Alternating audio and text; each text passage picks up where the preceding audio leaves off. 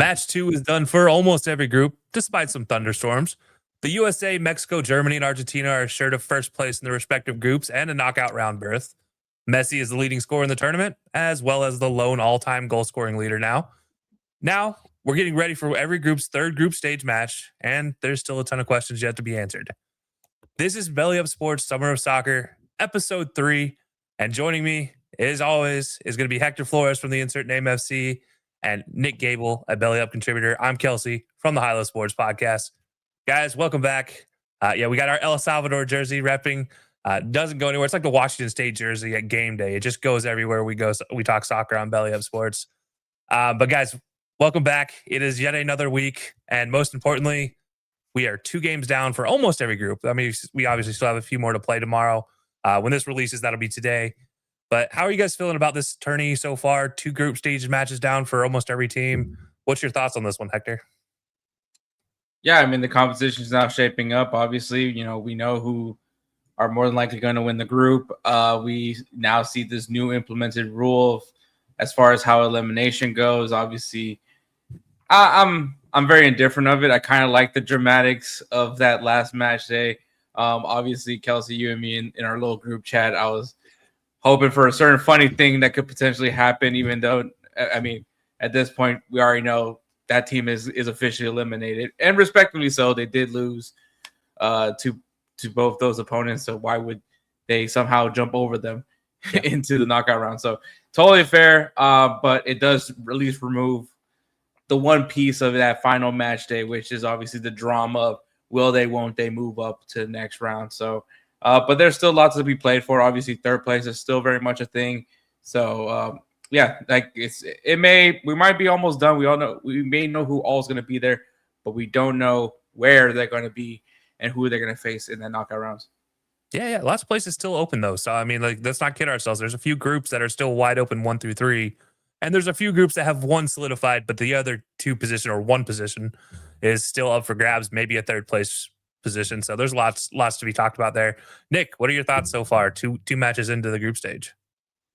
It's been exciting. A lot of fun goals, a lot of fun games. I think for the most part, the expansion of the World Cup has kind of been a plus because a lot of teams still have a chance, as Hector mentioned, to go through into the knockout stage. And I think it'll give us a more vibrant third match week or third match game day.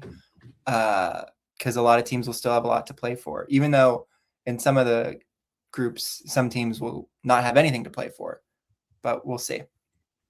Yeah, no, it's going to be interesting, right? I mean, we talked about this now. There's a few teams that obviously are washed, and you're not going to see really much fight out of them in the final group stage match. But there are still a couple surprises, and I know we'll talk about them later. But I just want to highlight them first.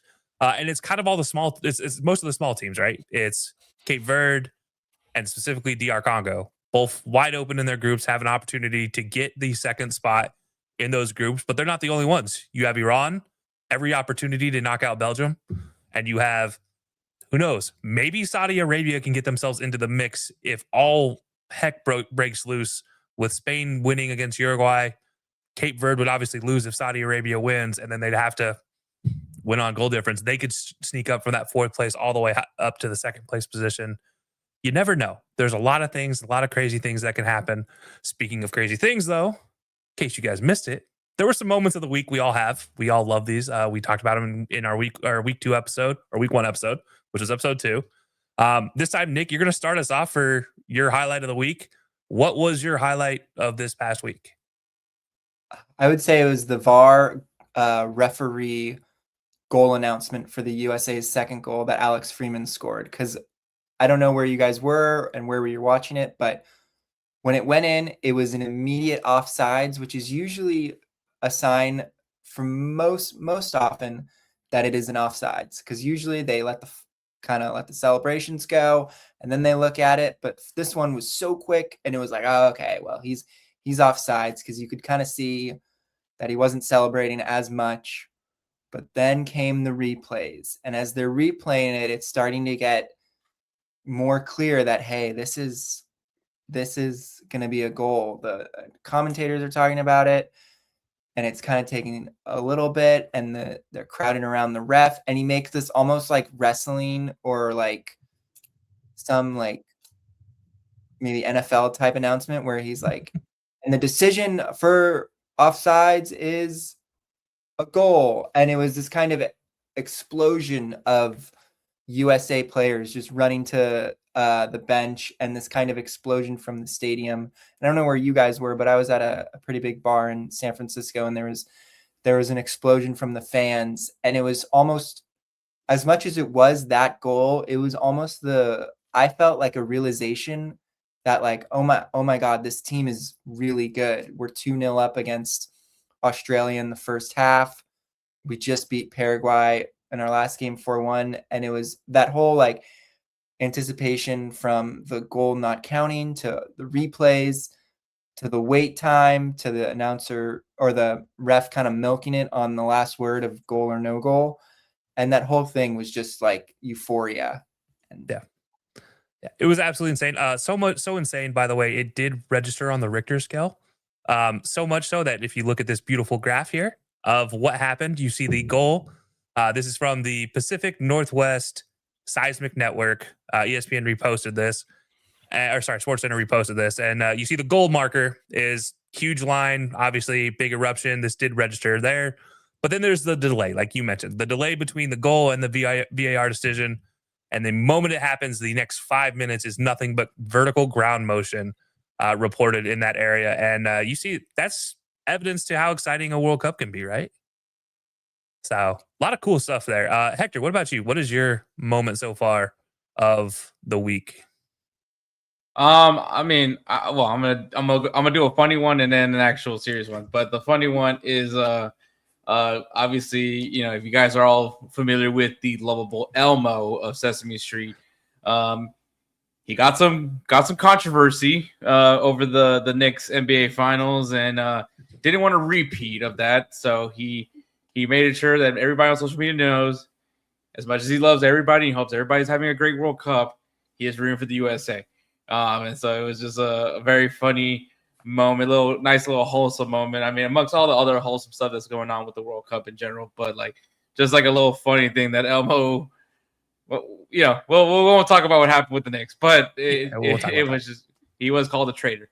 But no, he's rooting for the red, white, and blue. So that was, I mean, in general, just a lot of people. It was awesome seeing like a lot of celebrities, you know, speaking on the U.S. men's national team and just being behind the team, and a little bit more media coverage, not as much as I would like, and maybe not from the right people, but still there was talks about this U.S. men's national team, and that's awesome. But the actual conversation I actually want to talk about is we saw the implementation of a new rule that has been established from FIFA, the Piestrani rule. If you guys aren't familiar with who that is, and I don't blame you for not knowing who that is, it's a player from Benfica who was involved in a moment of racism, you can say, towards Vinicius Jr. in a Champions League match against Real Madrid. And the big issue was he covered his mouth and he said whatever he said. So then FIFA made it official that in this competition and from here on out, if you were to cover your mouth, you're going to get a red card. It's an automatic red card. No ifs, ands, buts about it. And we got to see it happen in this competition. And of course, of all people, Miguel Almiron is the guy that gets the red card. He covers his mouth. Obviously, the Turkish players made sure that the referee got the attention of that. They reviewed it, and they, shout out to Ivan Patron, who is Salvadorian. So there is some Salvadoran representation in the World Cup, so I'll take that as a win, even though a lot of people have been very critical of him. I actually think he's one of the better referees that CONCACAF has to offer, but, to each his own. As a matter of fact, I will say I love the people in England saying that we would love to have him in the Premier League. So that makes me feel great as a Salvadorian to see my people being showcased. But yeah, he was very, and I would say that match between Turkey and Paraguay, it did get physical, and Ivan took little to no tolerance of it. I think he controlled the game very well. Yeah, no, that was a really interesting decision. And I think there's a caveat to the rule that I think is worth mentioning. it's only if you cover your mouth in a contentious moment with an opponent nearby and direct it at the opponent. So like if he had done that around his teammates, or you see it during the world, like during a free kick, somebody will cover their mouth talking to their own teammate, or after the game, they cover their mouth talking to opponents. That's all fine as long as there's no contentious action in there. But there was a very contentious moment, a very strong tackle, guy on the ground, and Almiron does it directly to a Turkey A player. And that's the rule. That's the whole definition of why you don't do that. And yeah, it is kind of wild that it is Almiron that does it, considering he's usually considered the more lovable guy. But I got to be honest, he is a chirpy person, so he does chirp to opponents. I'm not gonna say I don't know what was said. I can't read lips, and I don't speak enough Spanish to understand a lot of it. But there's probably some nice chirp happening in that moment. But yeah. I will say interesting to back-to-back games where he had some sort of controversy.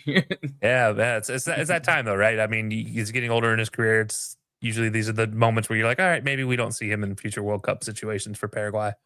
But but yeah, no. So that's yours. Next up will be mine. I mean, I agree with both your fantastic moments, by the way. But for me, it is Cape Verde, and I mentioned this in the lead-in. What they did in their performance against Uruguay. 2 goals in that match, which now gives them 2 goals in 2 games, 2 draws, 2 goals against, meaning they are 0 goal differential and tied for second in their group. They have absolutely looked dominant at times, and you looked great on the defense, and they look scary in the attack at certain points in times. And they will run with you up and down the pitch. So it's going to be a very interesting thing to watch. And you can clean white shoes in the. It's something that you look at as like I don't know. I look at it as it reminds me of the Greek team from 2004, that Euro run they went on, where it was just strong defensively and they catch you on the counterattack 10 out of 10 times. And it doesn't have to be a high-scoring game. 1-1, 1-0, 2-0. Those are kind of the goal situations I think it's happening there. But yeah, I do love that for what Cape Verde's been able to do. Do I think they're going to be champions? No chance. No, I don't. But do I think it's a fun story and it was probably one of my moments of the week? Yeah, absolutely, because it was just so incredible to see them stand up against Uruguay, who is a team that we all expect to advance in the groups and to do something with their World Cup run. And yeah, I can't look at it. It was kind of just shocking to me, right? That's in its own right. That's kind of how I looked at it. It was just kind of a surprise shock of my moment for the week. So that's all our moments of the week, guys. What are your thoughts on Cape Verde so far? No, it's been fun. It's been a lot of fun watching them play, battling it out in this competition. And I mean, hey, they're still in it. They have a really favorable matchup, and maybe if you look at Saudi Arabia, maybe they feel the same way as well, where potentially they could go into a 3rd place spot, or even who knows where actually, because just the way Uruguay has been playing also as well. So it's going to be it's interesting with how they're playing, and yeah, can't wait to see what this match day 3 has in store for them. Yeah. Nick, what are your thoughts on Cape Verde so far? Has it been kind of your surprise? Yeah, I also think, there's always like, what is currently the story of the tournament? I think you could make a good argument that they are currently the story of the tournament because of how low the expectations were and how exciting their first game was by getting a draw with their goalie going off. And then their second game, they scored an absolute banger of a goal. And that kind of floated and made its way around social media. And the fact that they drew with both Spain and Uruguay is incredible. And I think whatever the betting odds were for those 2 things to happen were probably very high.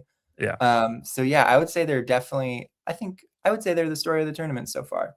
Yeah, no, and they're one to talk about, right? It's them, it's DR Congo. You look at them both as like, what are we watching here? Like this is the most unexpected thing of this entire tournament, where you're just waiting for them to just be like crushed. And I don't mean to say that in a rude way, but you are waiting for them to be crushed because they are considered quote unquote minnows. But yeah, they have stood tall, and it's been impressive to watch, and I enjoy every moment. And if you don't know where Cape Verde is, look it up on a map by now, because that has been a challenge going around to a lot of fans. Can you point out Cape Verde on a map? Could I, before that challenge, I saw that? Probably not. I get pretty close, but I couldn't give you exacts. Now I can give you exacts.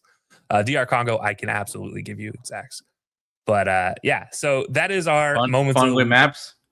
Yeah, Fun we with could maps do with Kelcey we could Corner. do we could break out the fun with maps eventually. Maybe we'll go back to fun with flags once we get to the knockout round. We'll bring that back from last year. Maybe. We'll see. But that is our moments of the week. Now we're going to talk about our picks because we had a wild turn of events last week. Hector, you came storming back from our last place position. Now you weren't in last by a lot. It was by one game. One game separated all of us last week. Hector came back with 17-8 over the 25 matches in this last week. I went 16-9 in the last week. And Nick, you had a rough week, 14-11. A lot of draws you picked that didn't pan out. So yeah, it didn't work out exactly, but the overalls, Hector 22-19, I'm at 22-19. So alphabetically, Hector's in first. And then Nick, you're sitting 21-20 in third. Look, I'll be honest, guys. You look at this, and we're all plus 500 here in our picks. So I don't feel absolutely terrible about this in any way, shape, or form. But Nick, how do you plan to make your comeback this week? Are you ready for this one? I think I'm picking a little more draws. I think because of the like nature of game week 3, where some teams will play each other and they both need a draw. There's kind of like this like not official but like unofficial like handshake agreement where the teams are more like ready to be like, all right, we're not going to push it. You know, it's 1-1, 70th minute. We're not going to try to attack too much and leave ourselves exposed at the back. And I think a lot of games end up in draws in week 2 or week 3. Yeah, no, that's fair. Hector, how are you gonna break the tie with me? Are you gonna go on another 17-8 run again? I don't know. Obviously it's a game of chance. Yeah. Sometimes you go with your gut feeling. Sometimes you disagree with it. Like I said, man, this World Cup is different from all the other World Cups that I've tried to predict, and even with the predictions that I made on Insert Energy, I'm still not confident. So, I mean, it goes to show you because I had Portugal in the final, which I was not even remotely, utterly, not one bit confident in that. But yeah, Portugal is kind of an interesting conversation, and I know we're all kind of waiting for them to get off. I mentioned DR Congo, obviously in the same group as Portugal.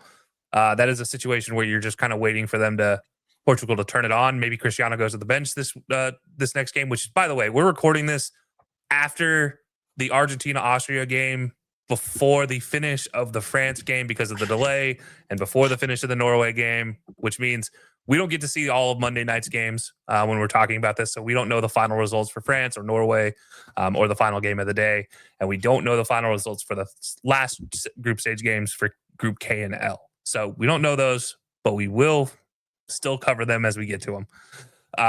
But yeah, and it is something though, like Portugal, obviously we need to figure out what's going to happen with them in game 2. You hope they don't give up everything, but maybe they do. Who knows? Who knows whatsoever. But guys, let's talk about our surprise of the week. Now, Portugal obviously is a surprise for a lot of teams based on what they did in game 1. But I don't think any of us picked that for our week 2 surprise of the week. So Nick, I'll let you go ahead and start us off here. What is your surprise of the week this past week? Well, I don't know if you guys saw, but Turkey's entrance to the World Cup was like a motorcade of all these cars, and they were basically given like a kind of we would call like a presidential motorcade to the airport, and it was this kind of big show of like, all right, Turkey is coming here to the World Cup. They're gonna make an impact. They finished the Euros 2 years ago in a loss in the quarterfinals to the Netherlands. In which they outshot the Netherlands 15-11. So it was they lost 2-1, and it was a good game. And it was kind of like this, all right, in the World Cup in 2 years, it's going to be different. And I don't know if we talked about it, but the US, there was a little like, all right, let's not downplay our opponents in the group of Paraguay and Australia. And obviously Turkey will be the big game. It's third. And for Turkey, they also had us third. So they played Australia, then Paraguay. And it seems like they were the country that really took the 2 other teams, Australia and Paraguay, lightly. And the stats speak for themselves. 62 shots over 2 games, 13 shots on goal, and 0 goals. I don't know if you've seen some of the highlights, but they've come agonizingly close. They had a lot of expectations to win the group.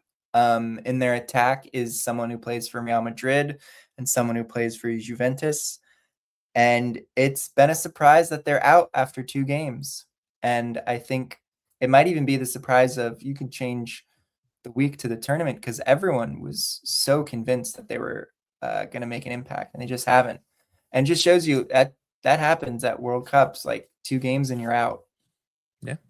Yeah, I believe all 3 of us picked Turkey to get through in the second place or first place position in Group D. I mean, for many people, this was the dark horse team of the competition. This was the team that, you mentioned Arda Güler and Keenan Yilmaz, but you also look at Canalolu as well, a seasoned veteran, and the leader of that team. And I mean, you can criticize him as well. I mean, talked all that talk about Australia, and instead of just being humble and taking the grace, he doubled down saying that they were still the better team. And I think that we're learning more and more. Once again, possession is great, chances are great, but at the end of the day, it's about substance. What are you doing with these opportunities? We've been talking about this throughout the competition, right? Like teams that look like they should be the ones winning the game, but at the end of the day, shoulda, coulda, woulda. Did you get the 3 points or did you not? Say what you want about how some of these teams are winning these matches. Say what you want about how Australia has been playing. They got the result against Turkey. Say what you want about how Paraguay played against Turkey. They got the result. And then on the worst part for Turkey, they had a 1-man advantage because of Miguel Almiron. But at the end of the day, what's getting you the wins? Mexico has not looked pretty, but they're winning their matches. USA, they, start strong in the first half. Maybe they ease up a little bit in the second half. But guess what? They got 6 points. So does Mexico have 6 points. You can say all about possession and how beautiful they're playing, but when it comes to these competitions, did it work? And that's why Turkey is going into that match day 3 in a game that really, honestly, just doesn't really matter, unfortunately. Yeah, they have no chance of coming in second. Their best chance would be a potential major victory over the backups for the U.S. and a major loss for Australia is the only chance they have. Or actually, it would have to be a draw from between Australia and Paraguay just to get them into third place. Even then, no. But that's fair. Now with the new rule. Oh yeah, that's fair. Yeah, fair. Yeah, Turkey is eliminated. But yeah, so you look at this as, obviously a conversation around the host competitions as well. And Hector, I'll let that be your segue. You obviously talked about Mexico and the USA, but I'll let you go ahead with your surprise of the week. No, yeah, I think at the end of the day, I don't think many people anticipated the host nations to be where they are right now. I think, I believe I had Mexico winning the group. I could be wrong on that one. I was very flip-flop when it came to Mexico, but at the end of the day, they're playing in Azteca. They're playing in Guadalajara. They're playing in Monterrey in their final group stage match. Beautiful stadium, by the way. That's on my bucket list of stadiums, by the way. But they're getting the job done, regardless of. And that's I think for most Mexicans to be proud of right now, they're not playing their best. They're not, but they're winning. So if they can at some point, they're gaining confidence as they're going with this competition as well. So as they're getting confident, they're getting the results, they're getting the wins. The road for Mexico right now, as long as since they're winners of the group, every single match, at least the first couple matches for them, is in Mexico. Mm-hmm. When we're talking about knockouts, that's a huge advantage for Mexico. This is the ideal position for them. So. And that, like I said, they're getting confident right now. Yeah, they haven't been playing the best games, but they're still getting the victories. They're getting confidence. Can the 3 continue to push that momentum and go further once again from the dreaded 5th game for them? And this could be the tournament where we do see that. U.S. men's national team as well, man. The people are behind them. The stadiums are packed. You're hearing people singing "Country Road." All the Freebird edits that we have been seeing, like all that stuff, it's been awesome. People are rooting for the U.S. men's national team. People are turning to the U.S. men's national team. there's people that are saying, oh, but you played Paraguay. Oh, you played Australia, trying to make more excuses. You do that. People do that only because they're worried about who they're going to face off against, because this is a confident U.S. men's national team. They're not afraid to press. Pochettino has these guys 100% behind him, and that could be a scary thing. And once again, the competition's here in the United States. The further they go down, it's going to be in the U.S. I'm not saying they're winning the World Cup, but I'm just saying the confidence is an all-time high with the U.S. men's national team. Canada, not an ideal first start, but hey, you did what you were supposed to do against Qatar, and you mollywopped them. Yeah. That was just, you thought we were going to see some bad blowouts. I think that was the blowout of the tournament. And I think unfortunately, what happened with Kone, hope to a speedy recovery. Hope he's able to play eventually at some point this year. But this team is clicking as well. Jesse Marsh, is doing his little weird sideline dances. He's getting attention as well. That was. He got the attention of Clint Dempsey, things like that. But at the same time, the host nations, they're showing out, man. There was a lot of concerns about these 3 host nations. And on top of that, Canada, Alphonso Davies isn't even at his fullest yet. So we'll see what this Canadian team could do. I don't know if there's going to be any more matches in Canada. I'm assuming probably similar to how Mexico is.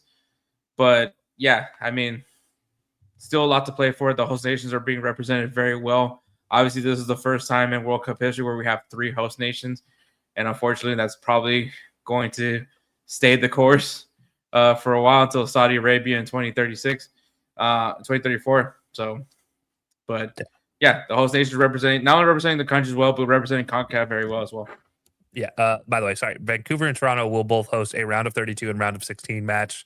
Canada is slated, if they win Group B, as they're leading right now.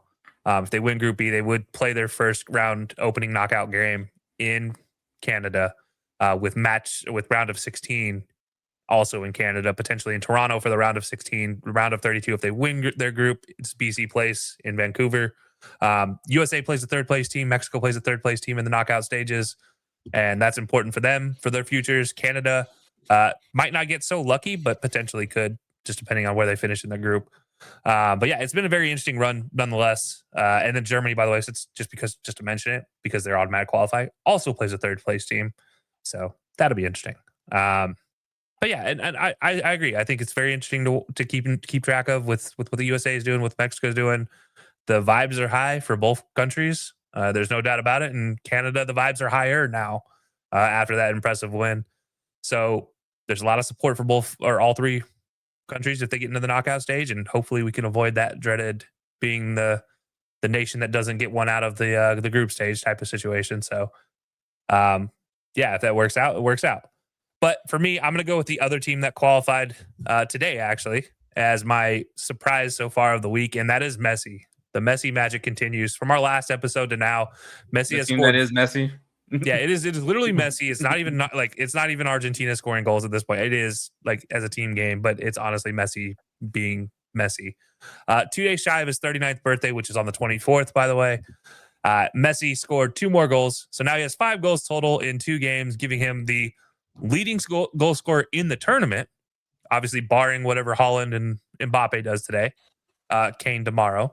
But then also on top of that, he now has 18 goals, which is the most in World Cup history for any player to ever play in the World Cup and score goals by himself, lonesome. He's actually 2 ahead of Miroslav Klose. He is 4 goals ahead of Mbappe, who is still active. Ronaldo is in there with 15. But yeah, it's been an impressive run for Messi, who even at 38, almost 39, still scoring goals unlike ever before. And still deadly the moment he gets the ball on the attacking half of the pitch. I look at it this way, and I put this in my notes, and you guys can fight me on this, and I'm okay with that fight.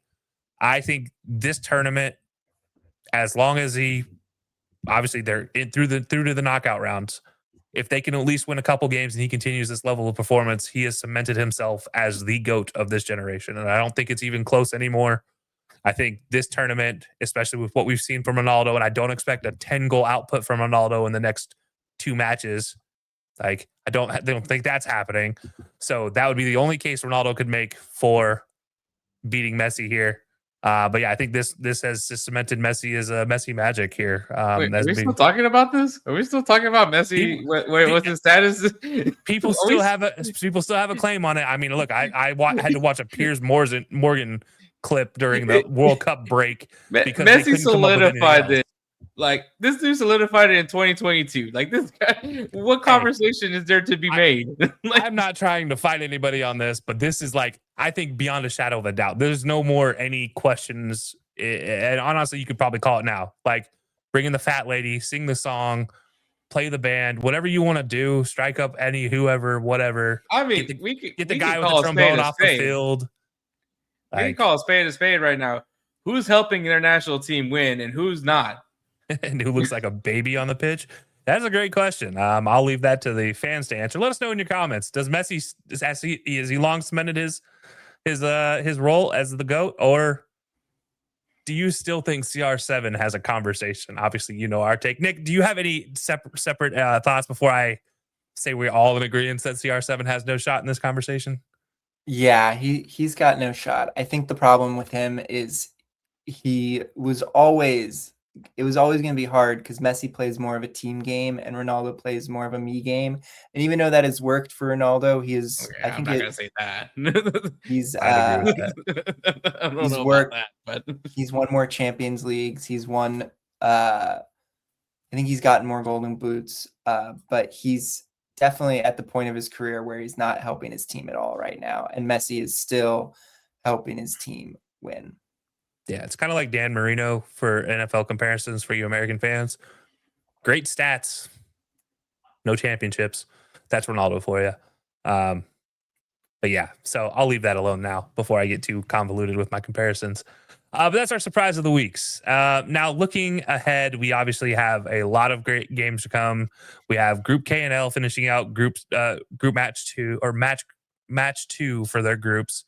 Leading us into match 3, which is when things get a little crazy because now there's going to be a bunch more games during the day, simultaneous start times, just to prevent any quote unquote tampering. Does it affect anything? No, because as Nick mentioned, there are gentlemen agreements for teams that both need a draw facing off against each other. So with that in mind, we picked a few games. It's going to be less games than we did before, one less game than we normally did, than we did in the last episode or in the first episode. But we'll start with Tuesday. June 23rd, I picked a fun one, I feel like, here. I'm going to go with Colombia versus DR Congo for us to have a conversation about. How's that sound, guys? Yeah, everybody good with that? yeah, Good. Yeah. Good, because it is the first place team in Group K. Didn't think I'd say those words about Colombia. Versus the second place team in Group K. Also didn't think I'd say those words about DR Congo. But here we are, both teams sitting at the top of the Group K. Both need a win to advance, or at least a draw to get themselves going. If DR Congo can pull off a win, that gives them 4 points, which gives them a sure foot into the next round, going into group match 3 for them, because this will be group match 2. But then if Colombia wins, they are through into the knockout stage guaranteed. And so that is why this match is being highlighted over the Portugal-Uzbekistan match, because this could define who is going one way or the other, no matter if Portugal pulls their head out or not. So with that in mind, Hector, give us your thoughts on this one. No, yeah, I think this is it's gonna be a great match. I think Colombia, obviously a very strong team. If you go back to Copa America, they were supposed to be the heavy favorites to win the whole thing. Obviously, Argentina had other plans, but I think this is a good team. That all around a well-rounded team. You know, highlighted by Cucho Hernandez. Obviously, Luis Diaz being just an absolute menace on the wing as well. But I think very solid, very complete team. And then you have the Congo, which I would say full circle moment, because remember, DR Congo played they're playing their playoff matches in Guadalajara. This is where they secured their spot in the World Cup. So what a full circle moment for them if they're able to get a result to move them on to the next round in the same stadium where they submitted themselves into the World Cup this year. So it would be really awesome in full circle. This team has a lot of fight, a lot of grit, and you know that fan base is traveling very strongly to go see their boys in the DR Congo do well. But this is going to be a fun match, man. I can't wait to see both teams perform. I would love to see how Luis Diaz does and how he approaches this defense, because it's going to be very interesting how all this match transpires. Yeah, you mentioned the defense. Nick, when we talked about the DR Congo last time last time we talked about him, you brought up one player in particular, and that is Aaron Wan-Bissaka, the West Ham United player, and his standout role and what he could do for that defense. We saw it a lot on display in last game, as well as Mbemba's, Chancellor Mbemba's contributions from Lille. This team is full of players from France. This team is full of players across the UK as well. And it's not like it's a situation where this is just a pure minnow squad. Like, this isn't just a bunch of scrubs that happen to sneak their way into the World Cup. They're a very good team. So how do you feel about this matchup with Colombia versus the DR Congo going into this next game? I feel like one of the common themes in this World Cup so far, and honestly in every World Cup, is just game changers and guys who can just change the game instantly. Because the game is so spread out, it favors kind of wingers who can get by someone. And Colombia has Luis Diaz, and he has been probably his best year of his entire career was this past year with Bayern Munich. He also had a goal and assist in their first game. So I picked Colombia because I just think Luis Diaz is going to change the game, and it can be 1-0 and a Diaz goal. It can be 2-0 and a Diaz goal and an assist. But I think Colombia takes it, because I don't know if the DR Congo has anyone in attack like that. Yeah, no, that's absolutely fair. But Wisa must have a conversation to have with you, I believe, because he feels like he can go score on anybody. Whether it's true or not is a much different conversation, but I imagine that's how he feels, especially going up against their opponents going forward. But yeah, so you mentioned your pick, Colombia. So Nick is the outlier here. He is going Colombia. Hector and I decided to pull a Nick strategy here and went with a draw. My opinion, I think this is going to be a up and down game, and we're going to see a couple goals that just sneak by, but it's going to be one on each side. It's not going to be. I don't feel like this is a game that's going to get out of hand one way or the other. I don't feel like there's going to be enough openings for Luis Diaz to really take advantage of it. We know the James conversation as well with Colombia. He's not James anymore. And so he's kind of like CR7, maybe pop him on for 10 minutes, maybe get something magical. But he's not going to be the answer. And it's going to be really Luis Diaz's shoulders for them to actually go and get a W. And I don't think there's enough to get past that staunch defense that we've seen from the DR Congo so far. So I think it's going to be a draw. That's going to be the end all be all. That's my reasoning for it. Hector gave your thoughts. You got a draw as well. Nick going for Colombia. So could be an interesting one out of Group K. Obviously, that's only match 2 for them. They would still have Uzbekistan after that for DR Congo. Colombia would have to face off against Portugal in the final match day. Could mean something, could mean nothing for both teams. So be very interesting to see. Moving on to Wednesday, June 24th, we are going with former leaders of Group B, Group C, Scotland versus current leaders of Group C, Brazil. This is going to be a very interesting match. We saw a great fight from Scotland versus Morocco, and we saw Brazil be Brazil. I think that's the best way to say it against Haiti. It was Haiti though, so it is still, take that for what it's worth. In this match, guys, it is going to be a very interesting one in Miami. What are your thoughts on this one, Nick? This is going to be a really interesting one because it's not only like European, South America kind of the teams play differently, but it's like a cultural clash. Like almost seems like the culture of Scotland and the people couldn't be further from the people of Brazilian culture. Like they're very different. I think they both like to have a good time. That's definitely a similarity, but this is going to be a game we're going to remember because it's like just an unorthodox World Cup matchup. But I think it's Brazil. I think Scotland haven't necessarily showed me a ton this World Cup. I know they beat Haiti. I know they put in a okay performance against Morocco, but Brazil, I think they're going to find their form in this game. Yeah, absolutely. Hector, what are your thoughts on this one? No, yeah, man. I think this is it's going to be a good test for Scotland. Obviously, they still have a chance to. They'll probably end up coming out as one of the whether they're a third place team or a second place team. I think this is still a good opportunity for them to they've been having a great World Cup, I think, just in general. But yeah, Brazil, I mean, not the ideal start against Morocco. But maybe like the typical SEC school going up against the team from the MAC, right? You beat the brakes off of them, and then you go on to have a strong season. Maybe that's what they needed. They just needed to find the fun again, right? Vinny scoring goals. You have Cunha scoring goals. You had Endrick scoring goals. Like guys are, you need the Brazilian team to have fun. They have that connection. Was that the game that finally lit that fire, that the Joga Bonito back into this Brazilian team?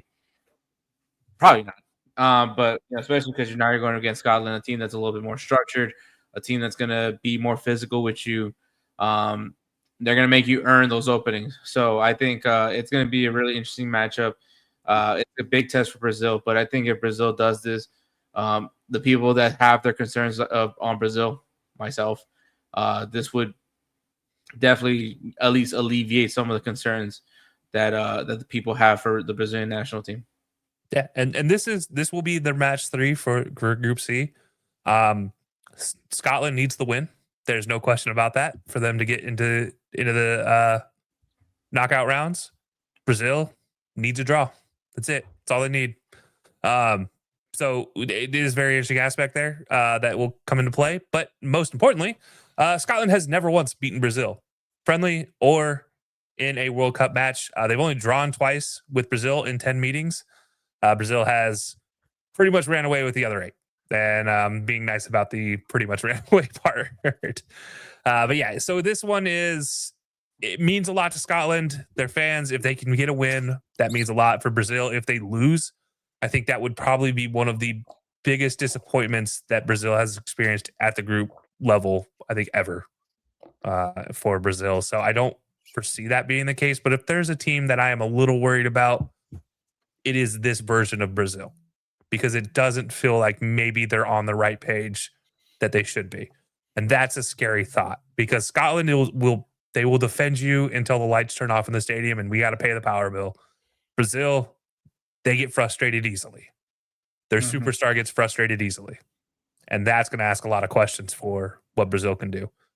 With that said, we're all picking Brazil. Anticlimactic result to everything I just led up to. But yeah, it's one that I think we all agree that Brazil's offense should break through eventually. And you should see something with Vinny stepping up. You should see something on the other side of the pitch. Scotland, you feel like might have a shot with McTominay maybe getting a shot at goal. And if they can just defend 24/7 for the rest of the way, that's kind of what you expect from Scotland. Just poach one and then defend, park the bus if they have a chance. But I don't foresee that being the case. That Brazil team can be scary if they get on the right page. So we're all going Brazil in that matchup, which will take us to the Thursday, June 25th matchup. Now, there's a lot of great matches here, but we're going to go with the last match game for Japan versus Sweden in Group F. This one will define that group, because right now you have the Netherlands and Japan on top of that group, but Japan needs the win. The Netherlands faces off against Tunisia at the same time. Japan and Sweden, they look at this match as an opportunity to get them in, because Sweden needs a win to advance to the knockout stages. Japan also needs the win to advance. They could settle with a draw. That would be acceptable enough. But realistically, this Japan team probably wants a win. I don't think they want to go 2 matches and have that situation where they look at a draw versus the Netherlands, draw versus Sweden, and a win versus Tunisia. Probably wouldn't feel as good as they should going into the next round. Had an impressive run so far, nonetheless. With that said, Hector, what are your thoughts on Japan versus Sweden? Oh, my bad. Yeah, man, I think this is going to be a good matchup. I think it's a really interesting one. There's still some concerns that I have with Japan, but I think with Sweden's structure, Japan's tenacity, I think that's going to be like the big matchup, is how can Japan break through Sweden's defense. So that's going to be my big thing to highlight from it. But yeah, it should be a really interesting game, though. I think 2 different clashes of styles. Yeah. Now, Nick, you and I have been a bigger supporter of Japan in this group than I think Hector was. coming into it. What are your thoughts on this matchup? Do you think Japan can come out with a win? Do you think they need the win to feel good going into the knockout stage, or do you think a draw is acceptable enough?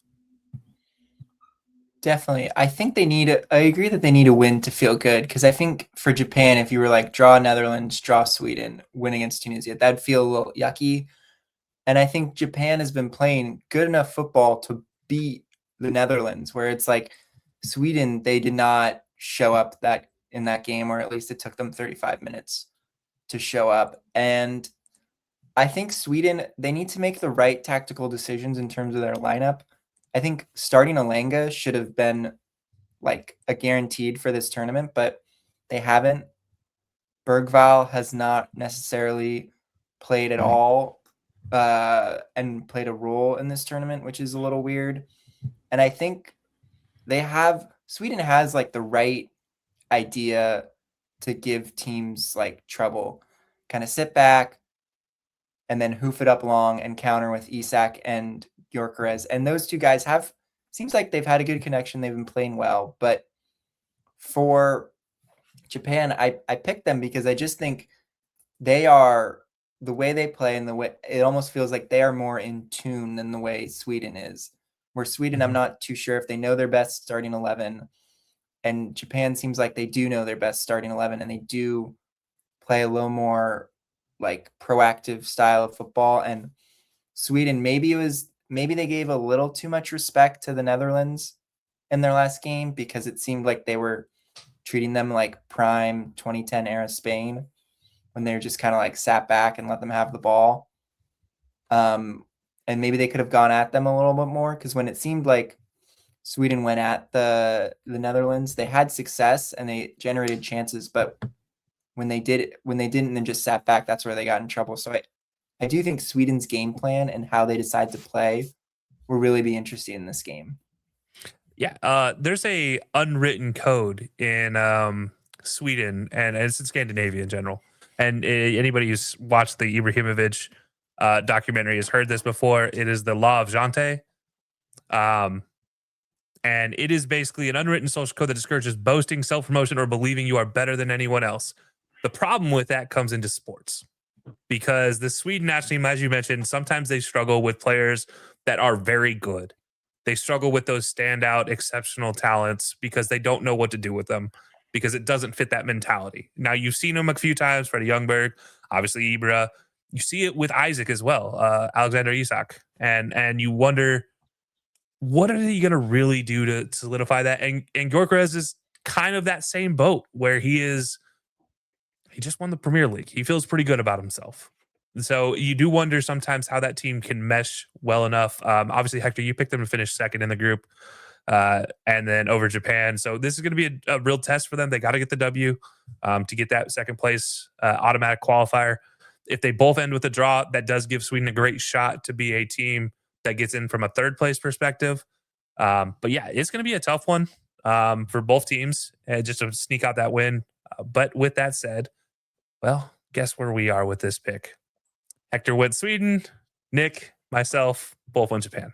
So fitting with our second place choices with this group going into this entire Summer of Soccer series, that this was the route we decided to take.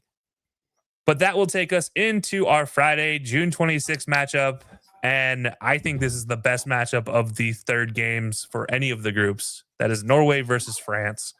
Group I's third match. Obviously, we haven't seen the finish of both of these teams' second match yet, but it doesn't matter to me. I don't care. It's going to be Mbappe, it's going to be Holland, and it's going to be excitement one way or the other. And that's all I really needed to see on my TV screen to make me want to wake up and tune into this one. And I'm going to ignore the Senegal versus Iraq matchup, because this is the only one I care about on at least Friday morning. So with that said, Nick, what are your breakdown for Norway versus France? It'll be interesting to see the result and what France needs to go through, because there's a chance, I think, if results play, they're able to rest some players, and even their B team is a better than most teams' A team. So it'll be interesting to see how France comes out and what Norway needs. But this, I mean, you want to talk about, the midfield, the defense for both these, but it's it comes down to the two strikers, Haaland versus Mbappe, in a little bit like football, American football, where they talk about like quarterback battles, and it's like, well, the quarterback necessarily never plays against the other quarterback, and Haaland and Mbappe won't be going up against each other really that much in the game. You won't see them like together on the field, close together, and unless Haaland or Mbappe tracks back. More rare for Mbappe. But yeah, I think this is what it's going to be about. I think it should be a fun game. I picked France mainly just because I think they're going to win the whole thing. I think their talent is too much. I think they have the swagger. But no, Norway impressed me in their last game, and we'll see how they do against Senegal. Yeah, just an update on that, since I've mentioned multiple times that we have not seen the end of these games. Argentina did wrap up France did wrap up. They won 2-0. Currently, Norway is up over Senegal 2-0. Senegal just had a goal taken off after review. So if that stands as is, both teams would be through 6 points apiece before we even play game 3. With that in mind, that's determining first place position and probably playing a third place team. Hector, how does that affect your choice for who you have winning this matchup? Obviously that is a big giant wrinkle into the mix. Obviously, Norway right now in a comfortable lead against Senegal. But I think the big part is just going to be, do you want to rest your guys? Do you feel that you can go into this game against France and go get those 3 points and get yourselves in a promising position to play against a third place team? Which, I mean, I'll be honest, Norway is a dark horse team as well in this competition. Very solid unit, very complete team on all facets of the game. But so is France, and not only so is France, but also their backups as well. So France is in an interesting position because do you want to rest your guys? Do you feel momentum is important? Do you value having first place? I don't even think it really matters who France is going up against. I think that they are still going to be favored versus whoever they go up against, unless it's one of the other big heavy favorites in this competition. So it's a really big conversation to have. But I think if you're Mbappe, you're Erling Haaland, this is probably your best shot at getting a chance to go 1v1 with each other. I mean, yeah, we've seen Man City and PSG play plenty of times before. And I believe Real Madrid also played against Man City as well in the Champions League. But that it's different when it's representing your country. It's different when Mbappe has now made it to win back-to-back to World Cup finals, potentially can go to a third straight World Cup final with the way this team looks. And then you have Erling Haaland, who him and alongside Martin Odegaard got Norway into Champions League, into the World Cup. You can't make this stuff up. So yeah, I mean, once upon a time we thought that Mbappe and Erling Haaland would be the new Messi Ronaldo debate. But yeah, I think this is gonna be a fun one. Your eyes are gonna be focused on this match, and so it will be for me. But there's also a really funny match that's happening this weekend, that same day as well. Yeah, there's a really funny one. Egypt, Iran in Seattle being that one he's mentioning. Does anybody want to say why, or do you just want to leave it for the audience to figure out? Just be very proud of this month. Yeah, just look at the color scheme very, very closely. I'm all for it, by the way. 100%, 10 out of 10.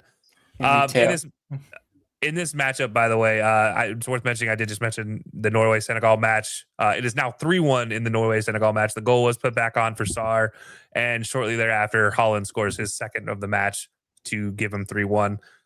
Maybe this is going to be a wash of a day, and maybe I'm only going to be focused on that Egypt-Iran matchup for the fun. But yeah, in this game, we have him picked. France is going to be Hector and Nick, and then I am picking Norway because in the great Viking we trust. Especially a yoga-fearing Viking. I don't know. That just seems like too funny not to pick them. I mean, but Norway hanging out in just sunbathing when it was so hot. Yeah, it's just still the best. Like, take advantage of what the land's giving you kind of moment, and still being Snow White afterwards. So, That'll take us to the final match day for the group stages, which is Saturday, June 27th, and the final matchup we will talk about before the knockout stages. That is Colombia versus Portugal. Now, we did mention Colombia still, both teams still have yet to play their second group stage match, but we got to look ahead to the third match because it's going to happen before we do our next episode. And this one really could define it all depending on what happens with Colombia, DR Congo, especially. Assuming DR Congo were to pull it off, then it could be a very interesting conversation to be had there. If they don't, then Colombia walks through into the next round no matter what. But this would decide first place in the group, assuming Portugal would get a W as well in their second group stage. So, in this one, Hector, what are your thoughts on this? No, yeah, I mean, obviously this is all going to be speculation because, I mean, well, by the time this drops, by the time we get to here, we'll know what's at stake. But, you know, this is a very important match. I think it's in Miami. That's favorable for Colombia. But at the same time, obviously, the CR7 fans are going to be in flocks as well for Portugal. It's an insane thing with Portugal. The thing I find insane about it is just that, like, once again, this was a highly touted team, in my opinion. That I don't know if golden generation is the right word for this group of Portuguese players, but this is, and all the jabs that has been taken today so far about Cristiano Ronaldo. I don't agree with some of the things that was said, and this is not me being a CR7 boy by all means. Kelcey knows how I feel about him after he left Real Madrid. But the thing is that Portugal isn't where they are if it wasn't for him. It's just point blank. You can mention the legends of Portugal, through and through. And while they are important, like Deco and Luis Figo, but I mean, no one was able to do what they were able to do like Cristiano Ronaldo. They won the Euro without him. And that's because of the inspiration that this guy has brought to Portugal. And I think that that's what this generation is right now. These players that watch Cristiano Ronaldo do his thing for Manchester United, Real Madrid, and Juventus. And now the names that are here now, right? Bruno Fernandes, Vitinha, João Neves, the list goes on and on, man. The Nuno Mendes, like, lots of talented players that have come out of Portugal now, and I think it is solely because of Cristiano Ronaldo. He is going to go down as one of the greatest of all time in this sport. Don't get it twisted. Like we got to witness two of the greatest players in our period ever. Like Pelé was only his period, Maradona was only his period. This era got to witness two greats in the sport, and that's honestly exciting.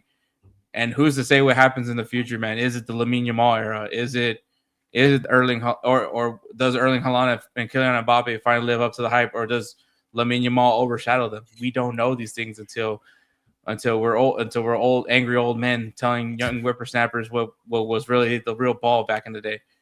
But yeah. I mean, this matchup is going to be holding a lot of significance. I think my big thing, and I mean, I kind of took a note.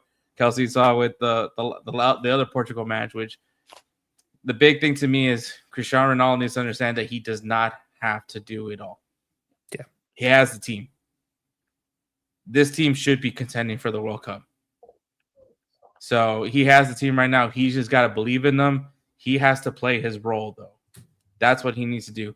And if he cannot, he needs to ride the bench. And also, the coach doesn't help either. That's the other thing too, as well.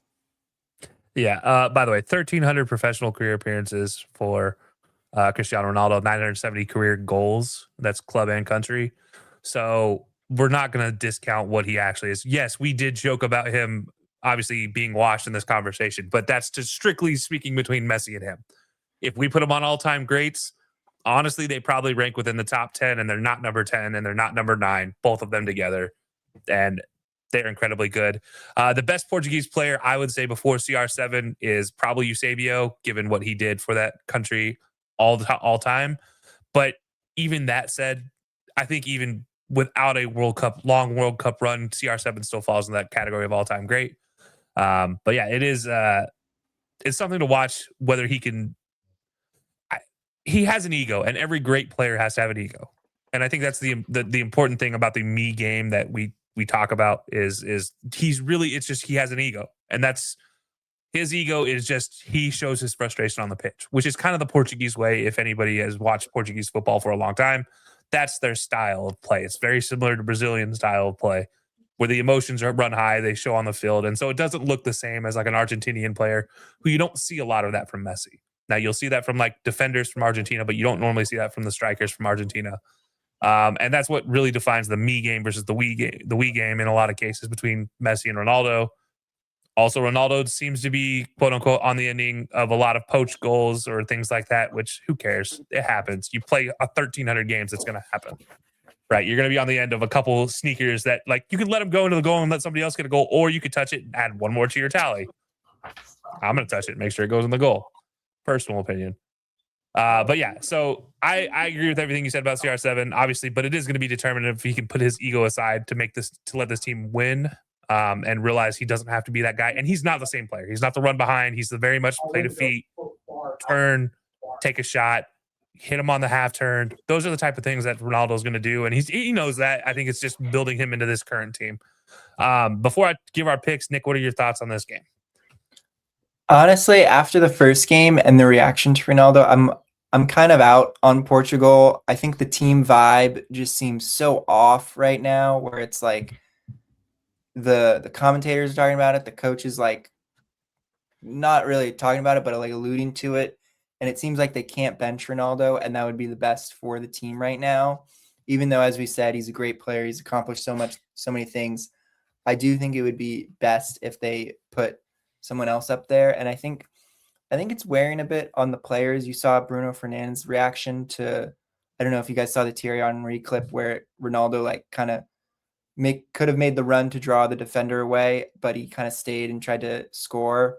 And Fernandes' reaction to that was very like, as we talked about, it was a very Portuguese reaction. And it seems like the vibe for the team just feels like off. And that's why I picked Colombia. I think they'll get this one done. I think that's going to be I think it might be the craziest atmosphere. As you guys mentioned, a lot of Colombians in Miami, and also probably America might have maybe more like Ronaldo fans than Messi fans. And I think there's going to be a ton of Ronaldo fans there, and it's going to be a crazy game to watch.